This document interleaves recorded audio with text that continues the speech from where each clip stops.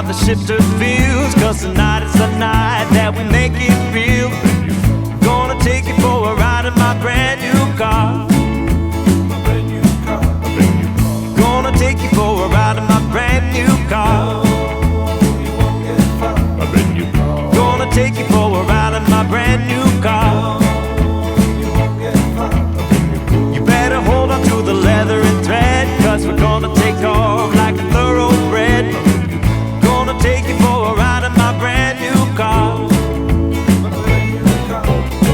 Look at the stars, don't they shine it bright? The moon is full, so it's a perfect night. Give me a kiss and close the door, 'cause tonight is the night that we've been waiting for.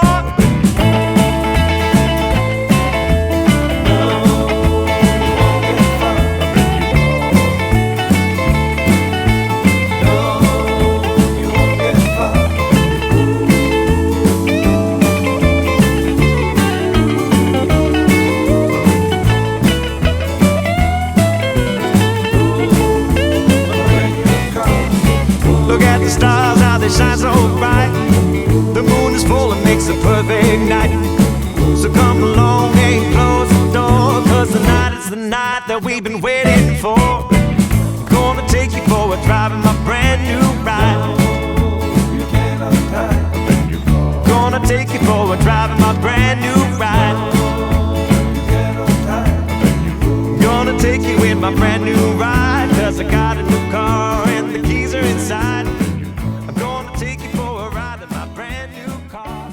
When I was about 16, I remember seeing a photo of my brother from the 50s, you know, with his stovepipe pants and a big slick hairdo and pointy shoes, standing in front of a custom line that they chopped the roof off. I think it was in 1959.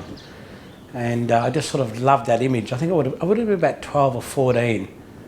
And I just got into cars. I think I found my first car magazine before I found my first porno magazine.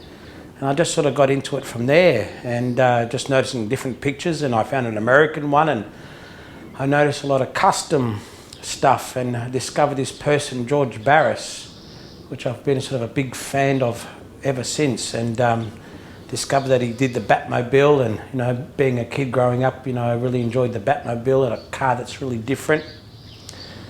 And got into an apprenticeship as a panel beater, and bought my first car when I was 16. It was a 57 Chev, and of course it was a 6-cylinder, so I brought it home and bought a 454 cubic inch big block for it and chucked that in, and realised I didn't realise I had to change the diff in it, so I kept blowing diffs until I ended up putting a 9-inch in it and still blowing those up, but sort of went from there and finished my panel beating apprenticeship, and from there went into music. You know, we formed a band, a sort of psychobilly band called the Corpse Grinders.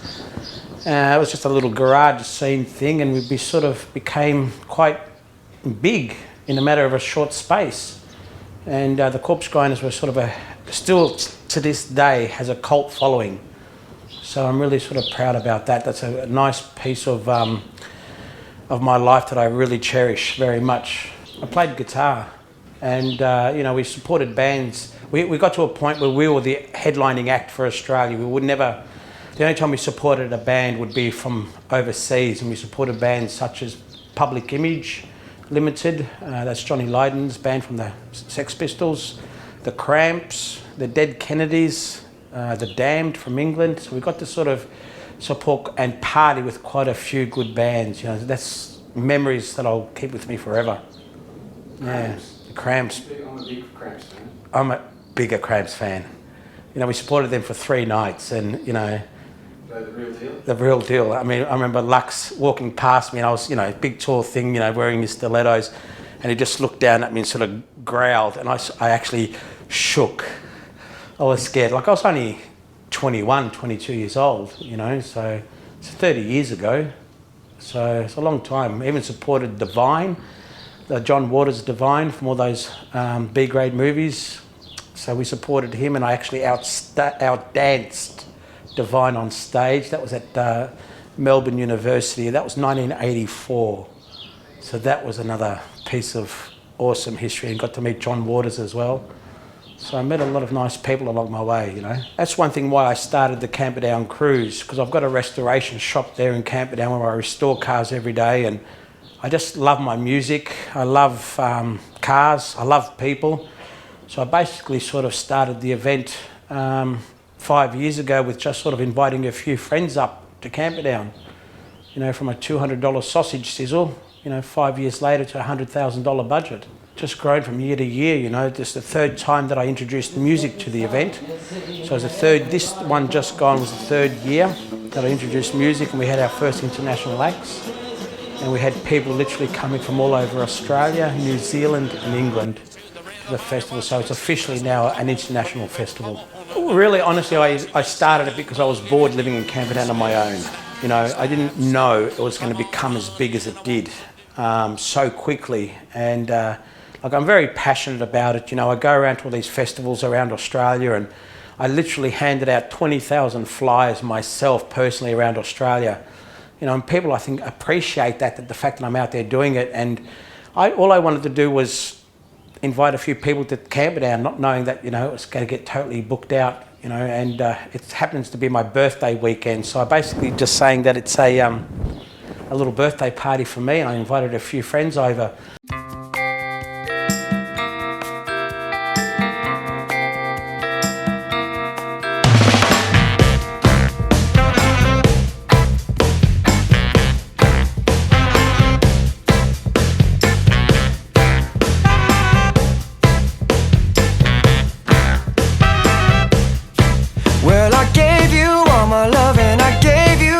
Trust, and I gave you everything that you need.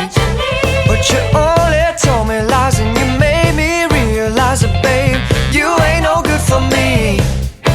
I can't be with you, you can't be true. And I know just what I got to do.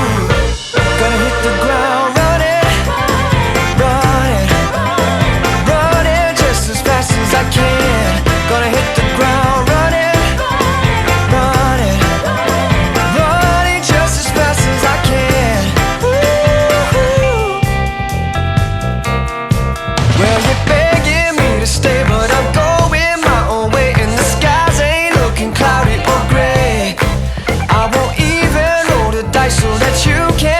Twice, no babe, who do you think I am?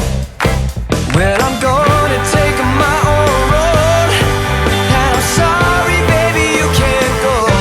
Gotta hit the ground running, running, running just as fast as I can. Gotta hit the ground running, running, running just as fast as I can. Well, I know you say you're sorry and that you do.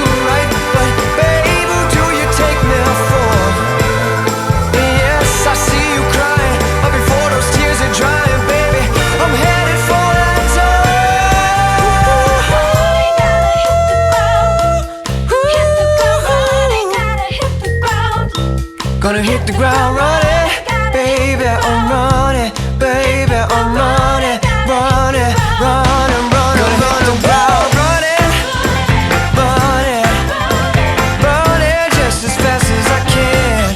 Gonna hit the ground running, running, running just as fast as I can. Gonna hit the ground running.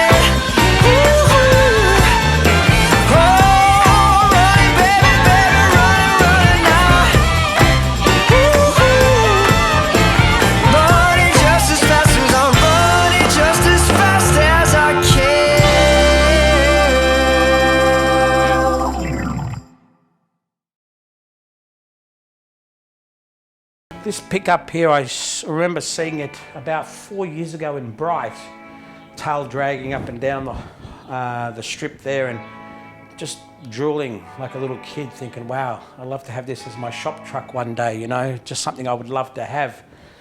And I managed to come into a little bit of money, thanks to Mr. Tattlesall's. And the first thing I did was bought this truck. I chased him down and said, you know, is your truck for sale? And he said, it might be. I said, good, I want to buy it. He goes, you don't know how much? I said, I don't care, I just want it. Have you ever met Miss Lindy? She's a gal with the bright red hair. Now she stands high from all the rest. You know her anywhere. Well, she's mine. Yeah, she's mine. Well, I love that little girl with the bright red hair. Well, Miss Lindy, my Miss Lindy. Well, I love that little girl with the bright red hair. Have you ever seen Miss Lindy? She likes to dance all day, and when she does rock and roll, it takes your breath away. Well, she's mine, yeah, she's mine. Well, I love that little girl, she's so fine. It was just a white, plain white truck. Not plain, it was a beautiful white truck, I'm sorry. But I took it home and tinted the windows blue, added the blue scallops, changed the interior around, made the fender skirts, sort of, I like that George Barris, Larry Watson, Gene Winfield style of custom. So I've sort of created my own sort of touches to it, and got Doug Dorr on the back went on one of his trips to Australia and pinstriped it. So it's got a lot of my own personal touches to it now, but the guys along the way that built this truck have done an amazing job. You know, it's been through a few hands and everyone's put their special touches to it, which I'm really proud of. Been about 12 people have owned this truck along the way, and I can honestly say that I'll be the last person that's going to own it. There's a lot of people out there that would like to go to a car show where it's to the era of the vehicles that they own. They feel more honoured, I guess, you know, owning a car of that era, that they could take it to a festival or a show that appreciates that car coming to the show. And it really gives them a lot of joy that they can be a part of that show, you know, and us as promoters really enjoy them coming as well, you know, which makes the event. You know, all the car people that come, the dancers that come, you know, they make the event. And that I really appreciate, and I'm sure Ryan does the same, you know, because we both are putting on a very good show for that public to enjoy.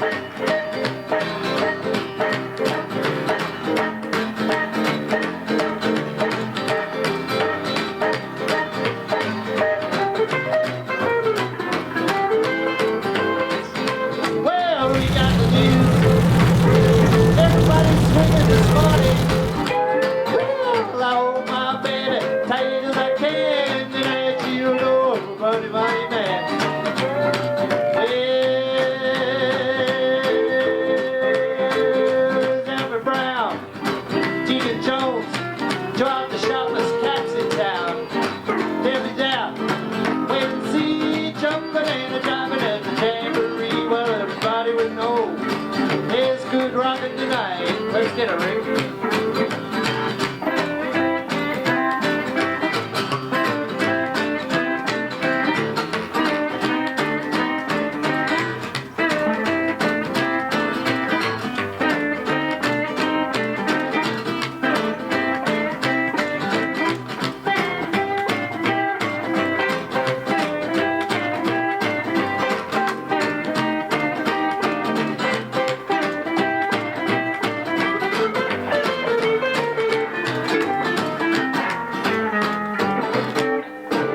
The feeling I get when I drive this, I turn my music up really loud and I just, what can I say? Goodness, the feeling is just sense of, not, I don't want to say freedom or anything like that, it's a bit cliche. Sense of coolness, I guess, sense of like,